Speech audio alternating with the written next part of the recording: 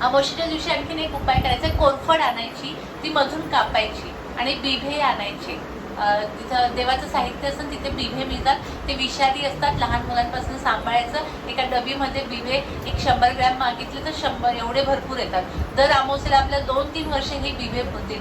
ती कोरफड कापायची, त्याच्यामध्ये हा बिभा ठेवायचा. एक छोटासा लाल कपडा घ्यायचा आणि देवघरात ठेवायचा तो कोरफड आणि बिभा. त्याची हळद कुंकू फूल वाहून अक्षता वाहून पूजा करायची.